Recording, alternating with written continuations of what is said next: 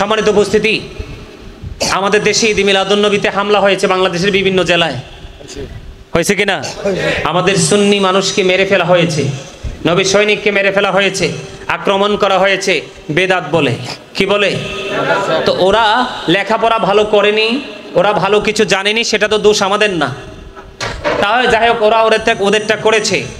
আমি আপনাদেরকে বলতে চাই, মিলাদুন্নবী বেদাত দেখে মিলাদুন্নবীতে হামলা করেছো, তোমাদের মাদ্রাসা যে বলাৎকার হয় এটা কোন দলিল দিয়ে জায়েজ করবা? কথা কন না কেন? এই মিয়া, গতকালকের খবর, ঢাকা গাজীপুর প্রোগ্রামে যখন রওনা দিলাম, হঠাৎ করে এক মিডিয়াতে দেখলাম নামের শেষে, নামটা বলতে চাই না, লোকটার নামের শেষে আছে মাদানি। দেখেন নামের কি পবিত্রতা, নামের সাথে কি আছে? মাদানি। কিন্তু যে যার কারণে নামের পাশে মাদানি হইছে, এই নবীর আগমনে হেতে বেজার। কথা কয় না? আরে যেই কারণে নবী যদি মদিনা না যাইতো, মদিনার নাম মদিনা কি হইতো? আর মদিনা না হইলে কি তুমি মাদানি হইতা? আর তুমি কোন মাদানি? 8 বছরের মেয়েকে ধরে ধর্ষণ করেছো, এটা কি জায়েজ? কই কাঠমোল্লার দলেরা কোথায়? নবীজির মিলাদে জুলুস করলে বেদাত ফতুয়া দিতে আসে। এখন যে এত বড় বড় অকারেন্স হয়, এগুলোর ফতুয়া দিয়ে দেয় না তারা। কথা কন না কেন? আরে জোরে। আজকে আপনারা দেখছেন নি বাইতুল মুকাররমের অবস্থা? দেখছেন নি? আরে আরো জোরে বলেন, দেখছেন নি? এরা নাকি আবার নির্বাচন করবে, এরা নাকি নির্বাচন করবে, রাষ্ট্রীয় ক্ষমতায় আসবে, এরা নাকি রাষ্ট্র পরিচালনা করবে। উগ্ররা কখনো নেতা হয়? আরে কথা বলেন, উগ্র কখনো নেতা হয়? মনে রাখবেন, হিংসুক কখনো নেতা হতে পারে না। হিংসা মানুষকে দুঃখ দেয়, কষ্ট দেয়, যন্ত্রণা দেয়, প্রতিকূলতা সৃষ্টি করে। আর ভালোবাসা শুধু মানুষকে অনুকূল পরিবেশের দিকে এগিয়ে নিয়ে যায়। যত বেশি সফট হবেন, তত বেশি আপনার জন্য পৃথিবী হয়ে যাবে আরো সফট। কারণ আমার নবী সফট ছিল বিধায় যোগে যোগে নবীজির কাছে বেঈমানেরা ইসলাম ধর্ম গ্রহণ করে নুরানি ছায়াতলে এসেছিল। ঠিক না বেঠে? ওরা নাকি রাষ্ট্র পরিচালনা করবে আমাদেরকে। আপনারা একটা নজির দেখান যে সুন্নিয়তের মধ্যে মারামারি হয়েছে, সুন্নি জামাত গোলাগুলি করেছে, সুন্নি জামাত এক ভাই আরেক ভাইকে কামড় দিয়েছে, একটা নজির দেখাতে পারবেন না ইসলামের ইতিহাস থেকে। ঠিক কিনা বলেন? আজকে এই নবীর দুশমনেরা, ওলির দুশমনেরা, ইয়াজিদের প্রেতাত্মারা, সম্মানিত উপস্থিতি, আব্দুল ওহাব নজদির দোসরেরা, এই জন্য আলা হযরত বলেছে, हम लोग आशिक रसूल ईद मिलादुन नबी करते रहेंगे उम्र भर, आए नज़दी वहाँ भी जलते रहो, जलना तुम्हारा काम है। কথা বুঝতে পারছেন নি? কি हम लोग आशिक रसूल ঈদ মিলাদুন নবী করতে रहेंगे उम्र भर, আমরা নবীর আশিক, আমরা জীবন ভর নবীর মিলাদ পালন করব। এই নজদি ওয়াহাবীর দোসর, তোমাদের কাজ হলো জ্বলা, তোমরা জ্বলতে থাকো, আর আমরা মিলাদুন নবী পালন করতে থাকব। ঠিক না বেঠে? আর জোরে।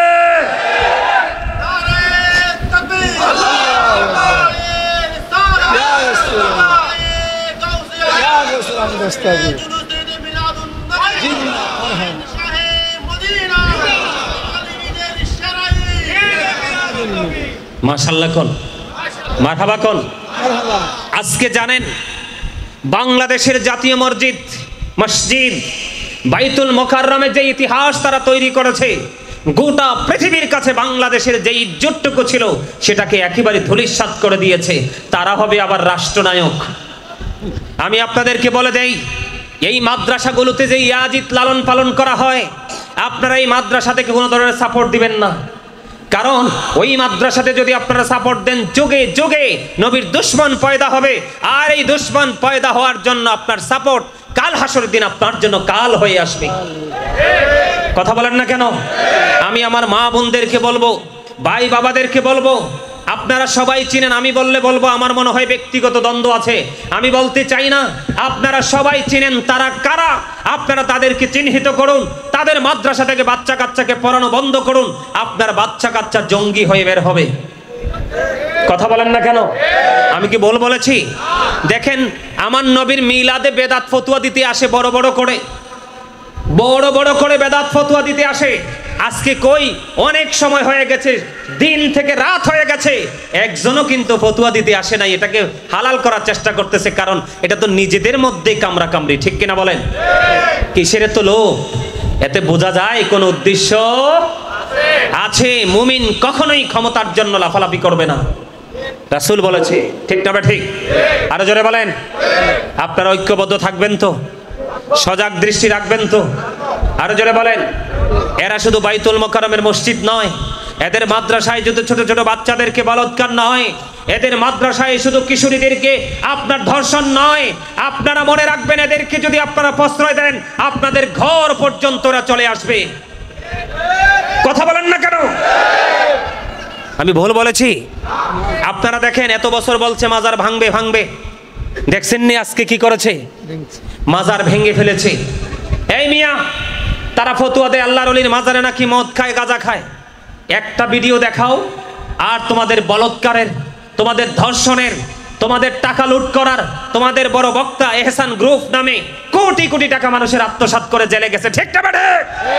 কিন্তু একটা দলিল দেখাও, সুন্নিরা মাজারে গাঁজা খেয়েছে, মদ খেয়েছে।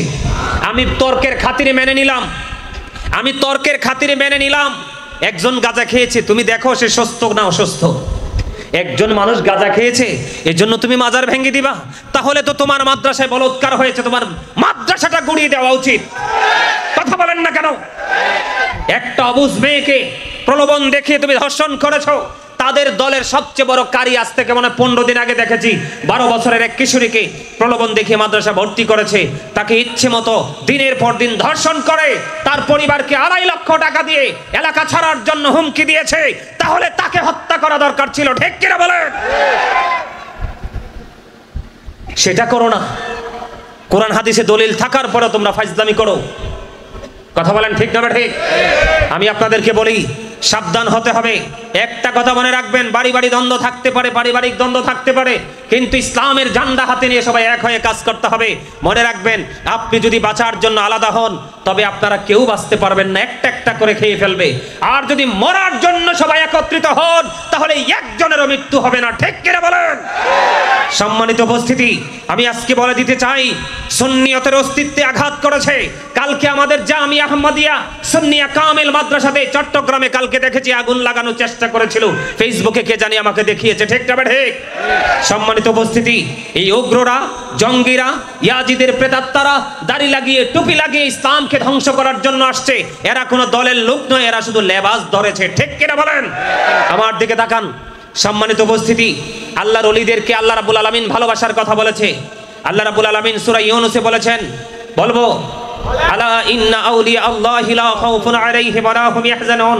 আল্লাহ বলেছেন, behold, verily the friends of Allah have nothing to fear। আল্লাহ রাব্বুল আলামিন বলেছেন, or to regret। তোমরা জেনে রাখো, আল্লাহর বন্ধুদের কোনো ভয় নেই, তারা দুঃখিত হবে না। সূরা হামিমের মধ্যে আল্লাহ রাব্বুল আলামিন বলেছেন, নাহনু আউলিয়াউকুম ফিল হায়াতিদ দুনিয়া ফিল আখিরাহ। আল্লাহ বলেছেন, we are your protecting friends in the life of the world and in the hereafter. আমরাই তোমাদের বন্ধু দুনিয়ার জীবনে এবং পরকালের জীবনে। জোরে জোরে বলেন আল্লাহু আকবার। আল্লাহ রাব্বুল আলামিন আরো বলেছেন, ইন্নাল্লাযীনা ইউবাইউনাকা ইন্নামা ইউবাইউনাল্লাহ ইয়াদুল্লাহি ফাওকা আইদিহিম। আল্লাহ বলেছেন, যারা আপনার হাতে বায়াত করে তারা যেন আল্লাহর হাতে বায়াত করে। হক্কানি আল্লাহর ওলিদের হাতের উপর থাকে আল্লাহর কুদরতি হাত। সম্মানিত উপস্থিতি, আল্লাহ এখানে ক্ষান্ত নয়। আল্লাহ আরো বলেছেন, ইয়া আইয়ুহাল্লাযীনা আমানুত্তাকুল্লাহা ওয়াবতাগু ইলাইহিল ওসিলা। আল্লাহ বলেছেন, O believers, you fear me, তোমরা আমাকে ভয় করো এবং আমাকে পাওয়ার জন্য ওসিলা তালাশ করো। আল্লাহ রাব্বুল আলামিন সূরা আল ফাজর এটার 29 এবং 30 নম্বর আয়াতে আল্লাহ রাব্বুল আলামিন বলেছেন, ফাদখুলি ফি ইবাদি ওয়াদখুলি জান্নাতি। আল্লাহ বলেছেন, join with my dear people, come to my paradise. আমার প্রিয় লোকেদের সাথে যুক্ত হও আর আমার জান্নাতে চলে আসো। এটা হক্কানি আল্লাহর ওলিদেরকে বোঝানো হয়েছে, হক্কানি আলেমদেরকে বোঝানো হয়েছে। আল্লাহ রাব্বুল আলামিন সূরা তাওবাতে আল্লাহ রাব্বুল আলামিন বলেছেন, ইয়া আইয়ুহাল্লাযীনা আমানুত্তাকুল্লাহা ওয়া কুনু মা'আস সাদিকিন। আল্লাহ রাব্বুল আলামিন বলেছেন, হে ঈমানদারগণ, তোমরা আমাকে ভয় করো এবং সত্যবাদীর অন্তর্ভুক্ত হয়ে যাও। আল্লাহ রাব্বুল আলামিন সূরা নিসার মধ্যে বলেছেন, ইয়া আইয়ুহাল্লাযীনা আমানু, হে ঈমানদারগণ, আতিউল্লাহ, আল্লাহর অনুগত্য করো, ওয়া আতিউ রাসূল, রাসূলের অনুগত্য করো, ওয়া উলিল আমরি মিনকুম, তোমাদের মধ্যকার যে ওলি আলিয়া রয়েছে তাদের অনুসরণ অনুকরণ করো। জোরে জোরে বলেন আল্লাহু আকবার। এগুলো কি আল্লাহর ওলিদেরকে ভালোবাসার দলিল না? এগুলা কোরআন, আমি একটাও হাদিস বলি নাই, এখানে আলেমরা রয়েছে, সবগুলো কোরআন থেকে বলেছি। আরো দিতে পারবো। শুধু আল্লাহর ওলিরা জিন্দা নয়, আল্লাহ রাব্বুল আলামিন সূরা বাকারাতে বলেছেন ইনদা রাব্বিহিম ইউরযাকুন, আল্লাহ বলেছেন দে রিসিভ ফুড ফ্রম আল্লাহ, তারা আল্লাহর কাছ থেকে জান্নাতি খাবার পায় এবং খায়। এতদিন বলেছে আল্লাহর ওলির মাজার ভাঙবে ভাঙবে, অলরেডি ভেঙা শুরু করে দিয়েছে, ঠিক কিনা বলেন?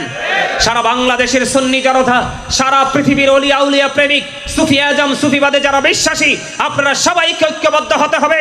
তোমরা যারা মাজার ভাঙতে এসেছো, আমরা তোমাদের কাছ থেকে ইসলাম পাইনি, যাদের মাজার ভাঙতে গিয়েছো আমরা তাদের থেকে ইসলাম পেয়েছি, ঠিক কিনা বলেন?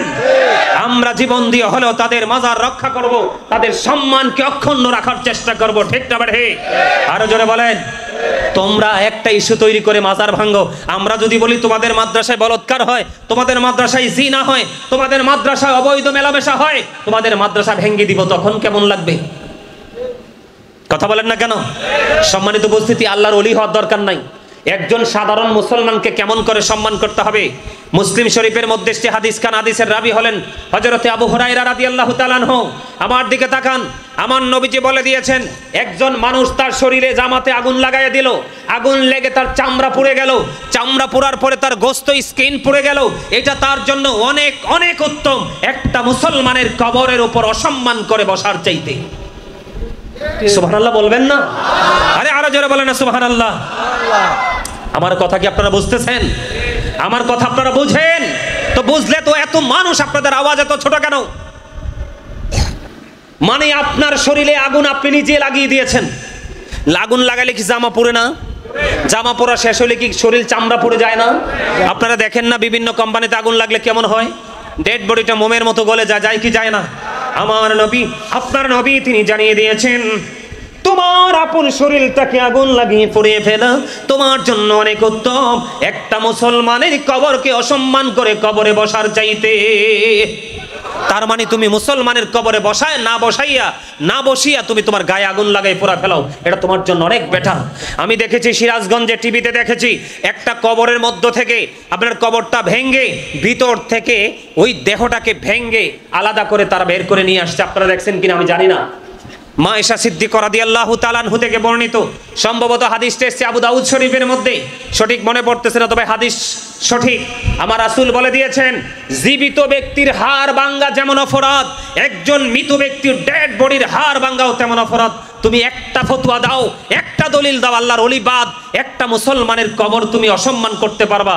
বরংস সম্মান করতে বলেছে, কবর দেখলে তুমি সালাম দিয়ে দাও। সালাম দেননি? আসসালামু আলাইকুম ইয়া আহলাল কবর, আমরা কবরকে স্যালুট জানাই, সালাম দেই। আর তুমি কোন সলিমউদ্দিনের ফলা কলিমউদ্দিন, তুমি কোন দেশ থেকে পড়াশোনা করে আসছো, তুমি একটা দলিল দাও, বৈধতার দলিল, ঠিক না ঠিক বলেন? এগুলো কি মুসলমান মানবে? ইমানদারেরা মানবে? আরো জোরে বলেন। আপনারা সজাগ থাকবেন, সচেতন থাকবেন, তাদের কাছ থেকে আপনার সন্তান সন্ততি আপন মানুষকে আপনারা দূরে রাখবেন। গোটা পৃথিবীর মুসলমানকে বলবো, এখন আর মুসলমান বোকা নেই, আপনারা সবাই তাদেরকে চিনেন, তারা কারা। কথা বুঝেন নাই? তারা বুঝেন তো? তো বুঝলে আপনারা তাদের থেকে সাবধান থাকতে হবে। সম্মানিত উপস্থিতি, আমরা আমাদের অস্তিত্বকে ধরে রাখার জন্য লড়াই করতে হবে। যখন জাতীয় ঐক্যের ডাক আসবে, আমাদের যে কেন্দ্রীয় কমিটি থেকে আমরা সকলেই কোনো কাজের অজুহাত দিয়ে আমরা দূরে থাকবো না, আমরা সবাই সবার জায়গা থেকে এগিয়ে আসবো। রাজি আছেন? আরো জোরে বলেন। সম্মানিত উপস্থিতি, তারা যত ধরনের অকারেন্স করে, এটা নিয়ে তাদের মৌলবীদের কোনো কি নাই, ফতুয়াবাজি নাই, যত ফতুয়া আমাদেরকে নিয়ে, এরকম না বিষয়টা? সম্মানিত উপস্থিতি, অনেক কথা হয়েছে, অনেক আলোচনা হয়েছে। আমি আপনাদেরকে বিনীতভাবে অনুরোধ করব, আপনারা সকলে নবীর প্রেমিক হন, অলি প্রেমিক হন। নবীজি যেভাবে বলেছে সেইভাবে আপনি আপনার প্রেমের ট্রেনিংটা আপনি দেন, তাহলে আপনি সফল হয়ে যাবেন। আমি কিন্তু একটা হক আদায় করি নাই। আমি মনে আসেনি আপনাদের যে আমি জিকির নিয়ে একটা বক্তব্য দিতে গিয়ে আমি উল্টো দিকে ঘুরে গিয়েছিলাম, মনে আসেনি? কোরআন থেকে আয়াতটা তেলাওয়াত করার পরে আমি আপনাদেরকে ছোট্ট করে বলি, জিকিরের ফজিলত আপনাদেরকে বোঝাই। আল্লাহ বলেছেন, আল্লাহ নবী জানিয়ে দিয়েছেন, আল্লাহর বান্দা আল্লাহকে যেমন মনে করে আল্লাহ তার কাছে ঠিক তেমন। কেমন তেমন? কেউ যদি বন্ধু আল্লাহর দিকে জিকির করতে 1 বিঘা পরিমাণে গিয়ে যায়, আল্লাহ তার দিকে 1 গজ পরিমাণে গিয়ে আসে। কেউ যদি আল্লাহর দিকে জিকির করতে 1 হাত পরিমাণে গিয়ে যায়, আল্লাহ তার দিকে 2 হাত পরিমাণে গিয়ে আসে। কেউ যদি আল্লাহ রাব্বুল আলামিনের দিকে বন্ধু হেঁটে হেঁটে আসে রে, আল্লাহ রাব্বুল আলামিন তার দিকে দৌড়ে চলে আসে। জোরে জোরে সুবহানাল্লাহ। বলে হুজুর দৌড়ে চলে আসার মানে কি? দৌড়ে চলে আসার মানে হলো আপনি আল্লাহর যত কাছে যেতে চান, আল্লাহ তারও আগে আপনার কাছে চলে আসবে। জিকির ছাড়বেন নি? জিকির ছাড়ার কোনো দরকার? সম্মানিত উপস্থিতি, 5 ওয়াক্ত নামাজ পড়ো। তাবারুক আছে নিও? বিরিয়ানি আছে? তাবারুক আছে? তাবারুক আছে? সম্মানিত উপস্থিতি, 5 ওয়াক্ত নামাজ পড়বেন, হালাল পথে রোজগার করবেন, মা বাবার সাথে ভালো আচরণ করবেন। বিশেষ করে এখনকার ছেলে মেয়েরা কিন্তু মা বাবার সাথে ভালো আচরণ করে না। করে করে করে না? মনে রাখবেন, আমার দিকে তাকান, আমার দিকে তাকান। আমি যদি আমার জায়গা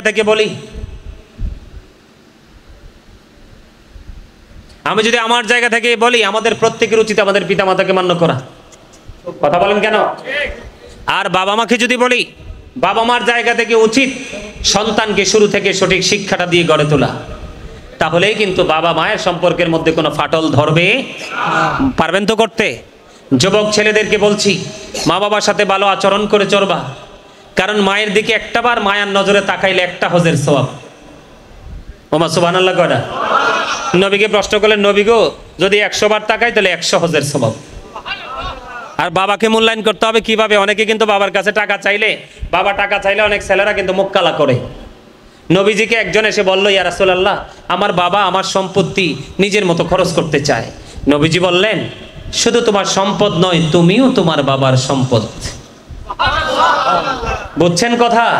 শুধু তোমার উপার্জিত অর্থ নয়, তুমি নিজেও তোমার বাবার সম্পদ। বাবা যেমনি চাইবে এমনি তোমাকে কাজে লাগাতে পারবে, তুমি না করতে পারবা। আর পুরুষদেরকে বলি এবং নারীদেরকে বলি, সবাই পর্দা করে চলবেন। কি করে চলবেন? কথা বলে না। কি করে চলবেন? পর্দা করে। কেন চলবেন জানেন? নারীর জন্য পর্দা ফরজ, পুরুষের জন্য পর্দা ফরজ। পুরুষের পর্দা হলো নাভি থেকে টাকনুর উপর পর্যন্ত ঢেকে রাখা, এটা ফরজ। নাভি বরাবর অথবা নাভির উপরে থাকবে পোশাকটা, নিচে দিয়ে টাকনুর উপরে থাকবে পোশাক, এটা আপনার জন্য ফরজ। আর মহিলাদের হলো মাথা থেকে পা পর্যন্ত ঢেকে রাখা ফরজ। এখনকার যে ছেলেরা জিন্স প্যান্ট পরে, সে ফরজ তরক করে।